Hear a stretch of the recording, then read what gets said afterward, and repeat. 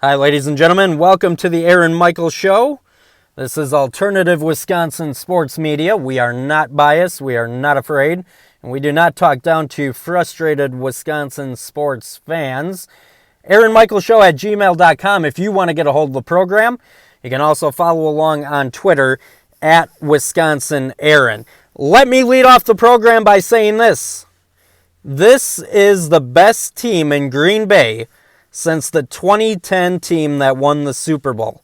Now, you can say that the team the following year went 15-1, or that the team that had the meltdown to the Seahawks in the NFC Championship, that team was maybe better than this year. But the truth is that none of those teams were as good as the one in 2010. If they didn't win a Super Bowl, I'm not even going to go there with the discussion of who was better. The better team is the one that won the Super Bowl. And this team that the Packers have right now is the best team since 2010. And as this program plays out today, we will get into some of the details on why that is the case. And it isn't necessarily even about talent. Though I do think that the talent on this team is not far off, if not off at all, from the teams that followed that Super Bowl winner in 2010. I don't think people realize how much Aaron Rodgers actually carried this franchise for so many years. I mean, he had a GM that wasn't getting a whole lot of talent. Hey, he got receivers to Rodgers to throw to. But overall, as a team, the defense never had as much talent as they do now throughout the years. So even though the Packer receiver group today may not be what it was in 2011, the rest of this team as a whole is just as good, if not better. The offensive line for the Packers right now might be the best offensive line in the NFL. Those Packer teams since 2010 didn't have the Smiths, didn't have Amos, didn't have Savage when he's healthy. So I don't think this team is too far behind those in talent, maybe not behind them at all. And they may not be too far off from the 2010 team that won the Super Bowl. Now, a lot can change between now and this season's Super Bowl. They may not be, the Packers may not be what they are right now in 2 weeks from now. It's all wait and see. We're not even halfway through yet. But I'm telling you, it's a big time difference. The coaching is a huge difference. Instead of Capers, you've got Patton. Instead of the offensive guru, you've got LaFleur. Oh, by the way, folks, think about this one for a minute. LaFleur is off to the best start of any coach in Packer history. Better than Lombardi, better than Holmgren, even better than Mike McCarthy. And that's great for LaFleur. The guy must be having the time of his life to this point because pretty much everything is going well, at least with the wins and losses. But think about this one. As good as this is for LaFleur, that he's off to this blistering start, it is equally as damning for McCarthy because here you are, one offseason removed from hem, and bang, look at the quick turnaround. Never was a coach off to this hot of a start to start his career with the Green Bay Packers. And all it took, outside of a free agent or two, but all it took was the removal of McCarthy. You remember the days when those in the biased Wisconsin sports media would say, if you called up or you listened or maybe you were one of the callers, and I'm sorry this happened to you, but remember the days when you'd listen to a radio talk show, and you can take your pick across the state, and you would get the biased media. You call up and you want Mike McCarthy fired. And the response that you would get would be, well, you want McCarthy fired. Well, who are you going to get? Who are you going to get to replace him? And then they belittle you. They yell at you because you can't pick a name out of your hat and give them an answer to that, even though it's not your job to pick who the next coach is going to be. Though you are smart enough to recognize when something is off, like it was with McCarthy, and when you need to make a change. But they always come back with, well, who are you going to get? Who are you going to get? Or they give you the answer, we can't get rid of McCarthy. Now, this was a classic. We can't get rid of McCarthy. Now, he may not be your favorite pick, but what if they end up with someone worse? They could get worse than what they are. Well, folks, let your nerves be calmed, because LaFleur adds to his impressive resume every day. And every day, McCarthy's resume is damned more and more. At any rate, a hell of a game yesterday for the Packers to beat the Raiders. You ended up seeing second-string players in the game for the Packers at the end of it to close it. When was the last time that happened? I don't remember off the top of my head. The Matt LaFleur offense is getting implemented more and more every week. It's being applied more every week. Rodgers and the rest of the crew on offense is settling in more every single week, and it's all clicking, and it shows. 42 points for the Packer offense. Rodgers ends up 429 yards, 6 touchdowns total. And all this without Davante Adams for the last 3 games. And I saw something, and I don't know how many of you are putting 2 and 2 together. Not to worry, that's what I'm here for.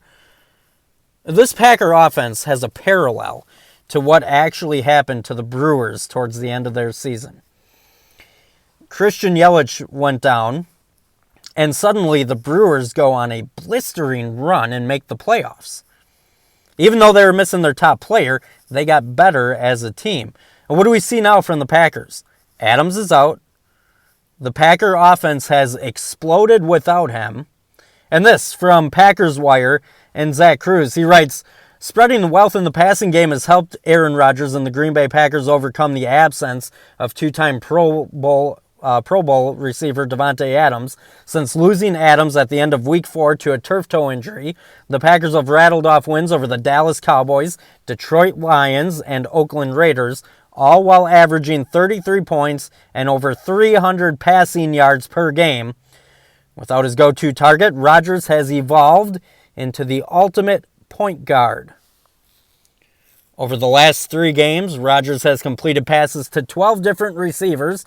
9 different players have at least 50 receiving yards. 6 different players have caught touchdown passes. Folks, bingo! The injury to Adams has forced Aaron Rodgers into trusting other players. And it was no secret last year, and to start this season at least, that Rodgers relied way too heavily on Adams. He simply didn't trust the other guys. And in some way, shape, or form, Rodgers has been that way throughout his entire career. But now, with the Adams injury, it has literally forced the hand of Aaron Rodgers to go to other guys and to trust them because he simply had no other choice. And the results could not be better for Rodgers and for the Packer offense. And, besides the fact that it's also a good thing for the young receivers that they have gained more confidence that they can do it. But you know what else is going to be great? It also shows the rest of the league that the Packers have other weapons to spread the ball to when Adams comes back and is healthy. Now, I don't know what the Packer offense is going to look like when Adams returns, but I at least know this. Teams are at least going to have to game plan for other guys, other players, plays that don't involve Rodgers and don't involve Adams and maybe don't involve Aaron Jones. You have to watch out for MVS going deep, obviously. You got to watch out for Aaron Jones coming out of the backfield. You got to watch out for Jamal Williams. You even have to watch out for Danny Vitale. And when you get a healthy Adams back out and on the field, it's going to be hard to game plan against Green Bay. And LaFleur has a keen enough offensive mind to put this to practical use and use it to his advantage. Whereas a guy like McCarthy, he never would have. Oh, and another guy who had a really good game, Jimmy Graham. And my offseason, and my preseason prediction is still alive and well. And that was that Jimmy Graham would be the biggest surprise player of the year to Packer fans. That he would be the most improved Packer player on the roster. 4 receptions, and a few big ones for Graham yesterday. 65 yards and a touchdown to go along with it. You just got to get the guy involved. You get him the ball. And I know he's older. I know he's not as good as he used to be.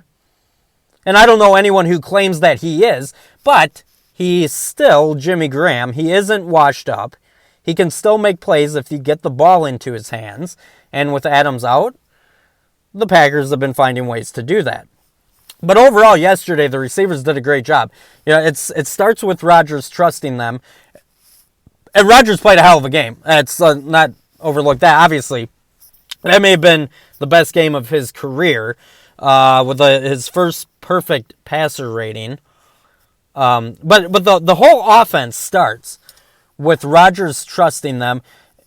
But, you know, those guys out there, those receivers, the guys at that position look so much better yesterday than they did a week ago when Lazard had to come in and save the game.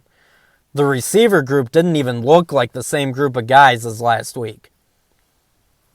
And the Packers had one really massive, huge, gigantic moment in the game yesterday. They had what could have amounted to a 21-point swing. The Raiders fumble the ball at the Packers' goal line. The Packers avoid possibly giving up 7 points to Oakland. They then take the ball 80 yards and score a touchdown right before halftime. That's a 14-point swing. And then they get the ball back to start the second half, and they go and they score another touchdown. Thus, the 21-point swing is born. Now, I know you watched the game, and I know that was just a recap, but here's my point in saying all that. In that situation, bad teams maybe make that a 10-point swing. Decent or good teams make that a 14-point swing. An elite team makes that a 21-point swing by taking full advantage of that. And that's exactly what the Packers did. And really, I know there were plays after that, but that's really when the game was won for the Packers. That sequence swung the game in the Packers' favor, and they never looked back. That was the difference maker. Okay, now, the bad. I am thoroughly disappointed in the Packer defense. Now, I know that they're missing Darnell Savage, and they need him back. Look, he is a rookie. He's one guy. And the Packers secondary without him looks as bad as they ever have. And that is a concern to me. There's receivers running around wide open. The Raiders would have had an extra touchdown on a play where there was no one in the same municipality of the guy. It got called back because of a holding penalty on Oakland.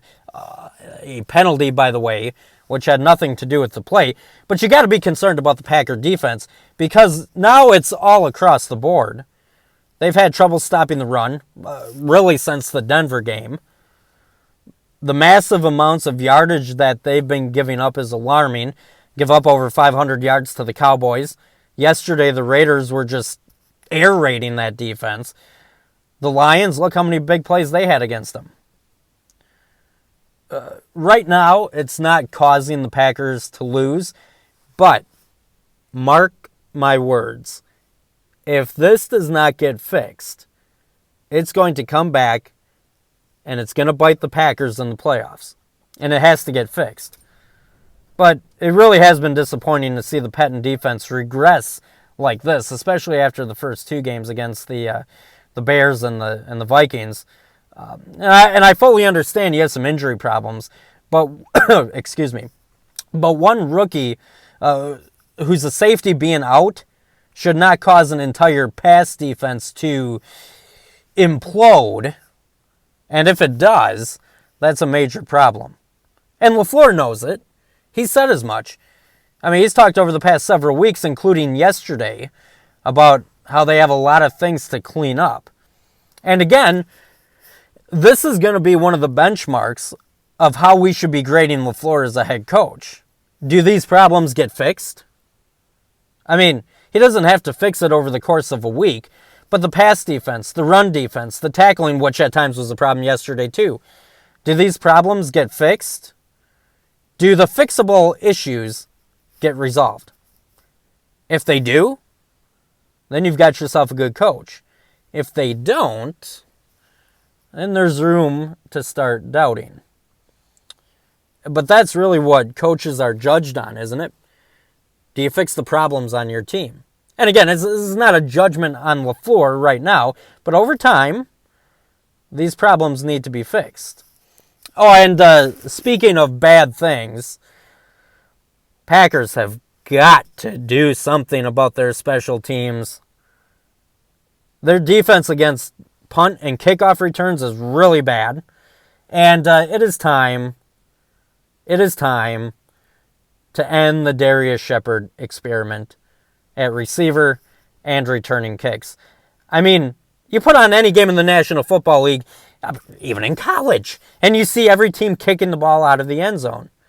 Yet, here are Packer opponents kicking it short, on purpose, so that the Packers get the ball deeper in their own territory, because every one of those teams knows that the Packers can't kick a return or take a return back to the 25-yard line. Packers are averaging 19 yards per kickoff return. They have a long on the season of 25 yards. This is not working. Well, Crosby's been good on special teams. J.K. Scott has been an actual weapon, but the rest of it, the coverage units, the return units, it's been ugly. And speaking of ugly, not as ugly as the Bears. How are you feeling right now? Try to imagine yourself as a Chicago Bears fan. Can't be very good, I bet. I mean, they show up yesterday. They get blown out at home by the Saints. And this is a Bear team that had real Super Bowl aspirations coming into the season. And now they're battling with Detroit to try to stay out of last place in the division almost halfway through the season. Excuse me. You can't be happy if you're a Bear fan. But I will say this.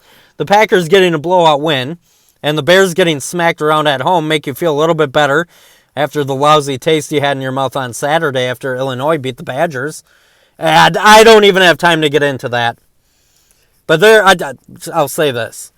There is zero excuse for the Badgers to lose that game. There is no excuse. There's no reason to lose that game but one. You did not show up ready to play. You took a bad Illinois team too lightly, and you blew your entire hopes of a national championship on that one game against a lousy opponent that you should have pummeled. A team you should have easily beaten by 40 points. It was pathetic. That was ugly, and that absolutely falls nowhere but at the feet of one man, and that's Paul Chryst.